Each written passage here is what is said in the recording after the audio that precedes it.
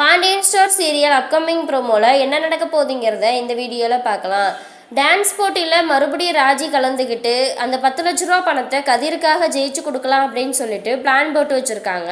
அது சம்மந்தமாக நம்ம மீனா கிட்ட பேசுகிறாங்க. என்னக்கா உங்களோட ஒப்பீனியன் சொல்லுங்க அப்படின்னு சொல்லி கேட்கும்போது மீனா சொல்லிடுறாங்க, ராஜி இதை பார்த்தா எனக்கு உண்மையாக இருக்கிற மாதிரி தெரியல, எனக்கு ஏதோ சந்தேகமாக இருக்குது அப்படின்னு சொல்கிறாங்க. நெட்டில் செக் பண்ணி பாருன்னு சொன்னதுக்கு அந்த டான்ஸ் கிளப்போட எந்த எதுவுமே டீட்டெயில்ஸ் எதுவுமே கொடுக்காதனால எனக்கு கொஞ்சம் சந்தேகமாக தான் இருக்கு ராஜி. நீ எதாக இருந்தாலும் குடும்பத்தில் எல்லாத்துக்கிட்டையுமே பேசிக்கோ, பேசி அவங்க என்ன சொல்கிறாங்களோ அதை செய்யு அப்படின்னு சொல்லி நம்ம மீனா சொல்லிடுறாங்க.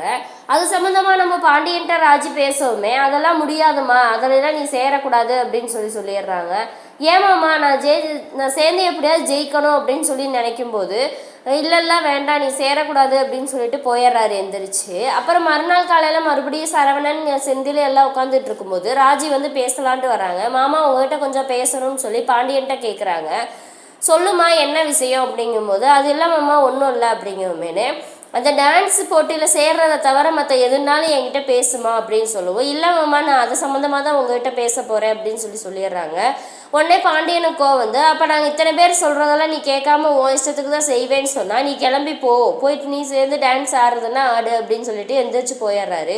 சரிங்க மாமா நானும் போகிறேன் அப்படின்னு சொல்லிட்டு அவங்களும் கிளம்பி போயிடுறாங்க. ராஜியும் கடைசியில் அங்கே போய் பார்த்தா எங்கே டான்ஸ் ஆடி காமிங்க அப்படின்னு சொல்லி அங்கே இருக்கிறவங்க ஒருத்தவங்க சொல்லவுமே ராஜியும் ஆடி காமிக்கிறாங்க. என்னம்மா நீ தயங்கி ஆடுற, இப்படியெல்லாம் நீ ஆடக்கூடாது அப்படின்னு சொல்லிட்டு அதில் ஒருத்தவங்க சொல்கிறாங்க, நீ ஆடி காமிங்க சார் எப்படி ஆடணும்னு அப்படின்னு சொல்லும்போது ராஜி மேலே தப்பாக கை வைக்கிறது அதெல்லாம் போகவுமே ராஜி பயந்துட்டு வெளியே வந்துடுறாங்க. அந்த நேரம் பார்த்து நம்ம கதிரும் ஃபோன் பண்ணி என்ன ராஜி அங்கே எல்லாமே ஓகே தானே அப்படின்னு சொல்லி கேட்கும்போது அங்கே நடந்த எந்த உண்மையுமே நம்ம ராஜி வந்து சொல்ல முடியாமல் தவிச்சிட்டு இருக்காங்க.